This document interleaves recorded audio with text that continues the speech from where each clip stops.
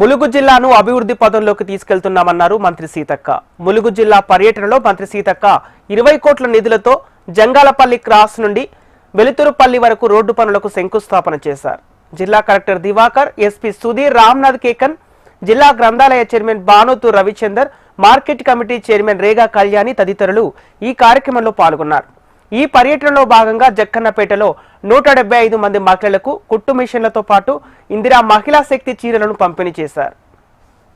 మరి మన యొక్క ములుగు మండలంలోని జంగాలపల్లి క్రాస్ నుంచి వెల్తూర్లపల్లె వరకు జరగబోయేటువంటి జాతర సందర్భంగా కానీ మన కుండే రామప్ప మరి వచ్చేటువంటి టూరిస్టుల కోసం కానీ స్థానిక గ్రామస్తుల కోసం ప్రత్యేకంగా 20 కోట్లతోటి ఈ రోడ్ను మరి డెవలప్ చేసుకోవడానికి రాష్ట్ర ప్రభుత్వం నుంచి ముఖ్యమంత్రి గారి సహకారంతో సంబంధిత శాఖ మంత్రులు కోమటిరెడ్డి వెంకటరెడ్డి గారు, మన ఇన్ఛార్జి మంత్రివర్యులు పొంగులేటి శ్రీనివాసరెడ్డి గారి యొక్క సహకారంతో ఈ యొక్క రోడ్డును సంపూర్ణంగా నిర్మాణం చేయడం జరుగుతుంది.